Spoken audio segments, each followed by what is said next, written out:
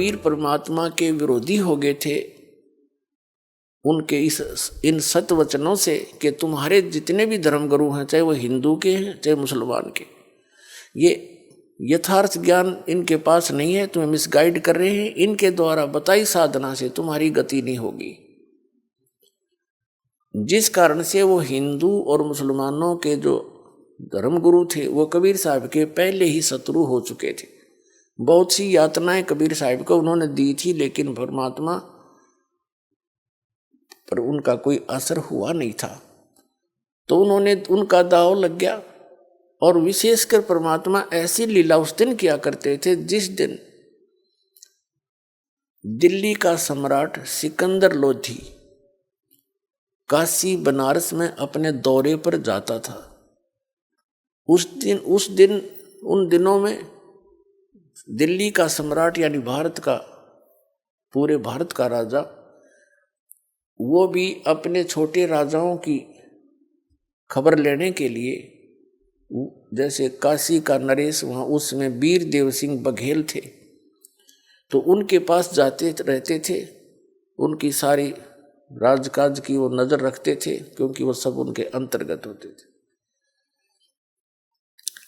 उसी समय परमात्मा ने ये लीला की।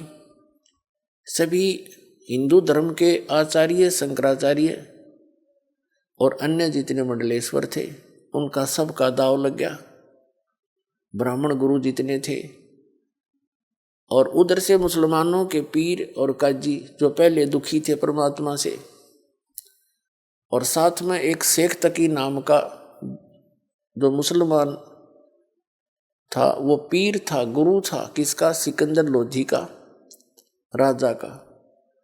और उसके पूरे भारत के जितने भी मुसलमान धर्म के अनुयायी थे, उस शेख तकी के संकेत से सब काम करते थे। वो इतना उसको मानते थे, और वो सिकंदर लोधी के साथ ही जाता था। वो भी पहुंचा हुआ था। अब सभी ने मिलकर, हिंदू और मुसलमान दोनों के धर्मगुरु, उन्होंने अपने अपने अनुयायियों को भ्रमित किया। कहा कि देखो भाई, ऐसा व्यक्ति अगर काशी में रहेगा, हमारे नगर में रहेगा, क्या असर पड़ेगा बच्चों पर, कैसे निकलेंगे हम बाहर। चलो, राजा सिकंदर लोधी आया है, उसके सामने हम अपनी अर्ज करेंगे और इसको कठिन दंड दिलवाएंगे। वीर देव सिंह बघेल जो काशी नरेश थे, वो भी परमात्मा कबीर जी के शिष्य हो चुके थे। उनकी लीला देखकर, उनकी शक्ति देखकर, उनके ज्ञान को से परिचित होकर दिल्ली के सम्राट सिकंदर लोधी भी कबीर परमात्मा जी के शिष्य हो चुके थे। क्योंकि सिकंदर लोधी को एक बहुत भयंकर असाध्य रोग था, और वो परमात्मा कबीर जी के आशीर्वाद मात्र से स्वस्थ हो गया था। जिस कारण से पुनर्जीवन प्राप्त करके सिकंदर लोधी कबीर परमात्मा का बहुत आभार व्यक्त किया करते थे और शिष्य भी बन गए थे। लेकिन राजा का इतना ही सांग होता है, जनता घनी दिखी ना, अपने राज के जाने के भय से वो कुछ भी फैसला ले लेता है। उस समय ना वो भगवान देखता, ना कोई गुरु और धर्म देखता। धर्म मीन धार्मिकता। तो उसने सभी लोग इकट्ठे होकर सिकंदर लोधी के पास पहुंच गए, जिस रेस्ट हाउस में वो रुके हुए थे। सारी कहानी से परिचित होकर के राजा ने आदेश दे दिया कि इसको, सभी ने कहा जी इसको सजाए मौत दी जाए और गंगा के अंदर डबो के मारना चाहिए इसको, पत्थर मार मार के।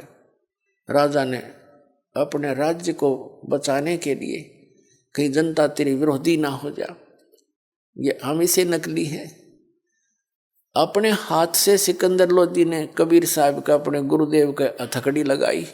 राजा ने, जो एक सिपाही का काम था, सिर्फ नंबर बनाने के लिए जनता में अगर लोग मेरे से विरोधी ना हो जाए, और सबको पता था कि राजा का गुरुदेव है और कहीं ये मेरे से इस कारण से विरोध ना कर ले कि यूँ सजा नहीं दे सकता, यूँ तो इसका चेला है। वो सब मर्यादाओं को लांघ के अपने हाथों परमात्मा के हाथों में हथकड़ी लगाई, पैरों में बेड़ी और गल में एक जंजीर भारा डाला करते, तोक जो नीचे पैरों से लेकर हथकड़ियों के साथ ऊपर तक जकड़ देती थी। उस पर दौड़ नहीं सकता, भाग नहीं सकता, धीरे धीरे चल सकता था। ऐसा करके और कहा इसको गंगा दरिया में डुबो दो। अब शेख तकी जो धार्मिक गुरु था सिकंदर लोधी का, उसने बागडोर संभाल ली, अगली माफ कर दूंगा इसका काम। उनको ले जा करके गले में पत्थर बांध दिए। वो बेड़ी हथकड़ी तो लगाई रखी थी, तोक भी जड़ रखी थी, पत्थर भी बांध दिए गले में भारा भारा रस्सों से, और नौका में बैठा के 5-7-10 व्यक्ति साथ गए।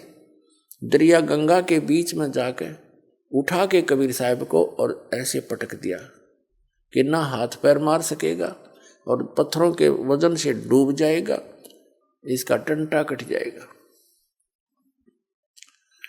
उन्होंने ऐसे पटका गंगा के अंदर, दरिया के अंदर, सभी हथकड़ी बेड़ी अपने आप टूट गई, पत्थर बांध रखे थे वो टूट गए, वो दरिया में डूब गए। और कबीर साहब ऐसे बैठे हैं उस गंगा के जल के ऊपर जैसे थल पर बैठा करते हैं, आसन पद्म लगा के। नीचे से लहर जा रही है, परमात्मा सुरक्षित बैठे। अब नौका वाले वापस आ गए। अब लोगों ने देखा कि डूबा नहीं। पहले तो ये सोचा कि अब डूब जाएगा थोड़ी सी देर में, पत्थर वत्थर नीचे खींचेंगे इसको। जब देखा कि इतना डूब रहा है, ना इसको हथकड़ी रही है, तो सब ने कहा कि पत्थर मारो पत्थर मारो। किनारे से लोगे पत्थर मारने, और पत्थर वहां कहाँ जहाँ थे, बीच में 200 फुट की दूरी पे।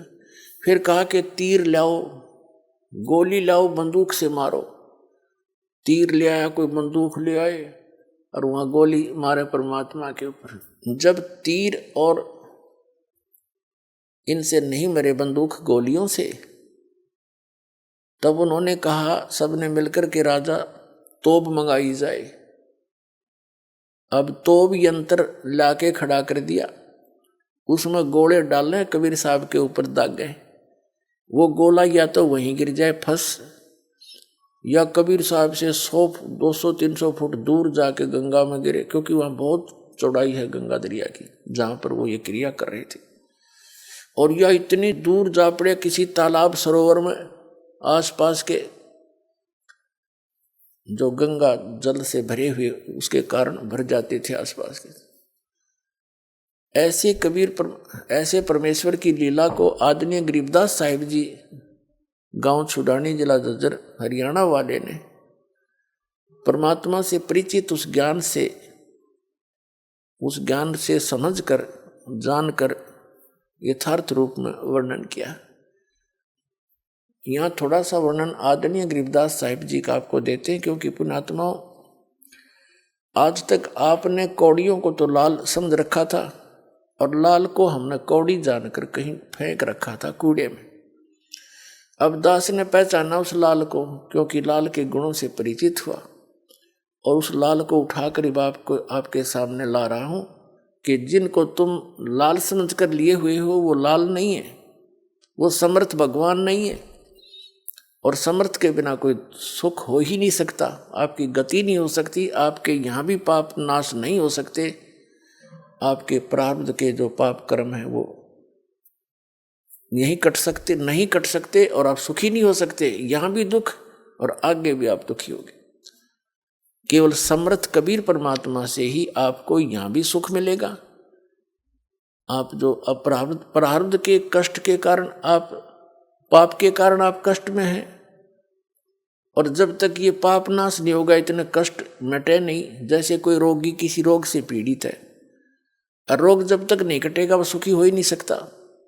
तो ये प्रारब्ध का जो पाप है, ये एक रोग आपका, जिस कारण से इसके कारण से जो आपको कष्ट है, कोई घर में समस्या है, कोई धन हानि हो रही है, या कोई पुत्र में गड़बड़ है, या पुत्र वधू का दिक्कत है, तो इस तरह की जो प्रारब्ध कर्म पाप के कारण दुख है, ये पाप नाश होने से सुख होगा, तो पाप नाश केवल कबीर परमात्मा ही कर सकता।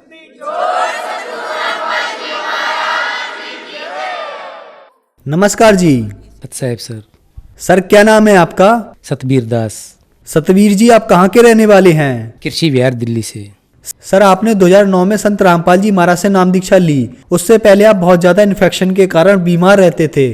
तो संत रामपाल जी महाराज से नाम दीक्षा लेने के बाद क्या आपको कोई लाभ भी प्राप्त हुए? एक तो शारीरिक लाभ मुझे यही प्राप्त हुआ कि 2009 से लेके आज तक मुझे फीवर तक नहीं हुआ है उस इन्फेक्शन की वजह से, जो मैं हर महीने या हर छठे महीने हॉस्पिटलाइज होता था। दूसरे शारीरिक लाभ में सर जी मैं बताऊं, मेरी वाइफ को कान में बहुत ज़्यादा इन्फेक्शन हो गई थी, पस आती थी। हमने कई जगह डॉक्टरों को दिखाया, डॉक्टरों ने कहा कि नहीं, इनका तो कान में इन्फेक्शन बहुत बढ़ गया है, इनकी सर्जरी होनी है। तो फिर मैं इनको, मेरी धर्मपत्नी को लेकर जिंदल हॉस्पिटल लेके गया। जिंदल हॉस्पिटल में वहाँ डॉक्टर माधुरी मेहता है, फेमस है ENT स्पेशलिस्ट।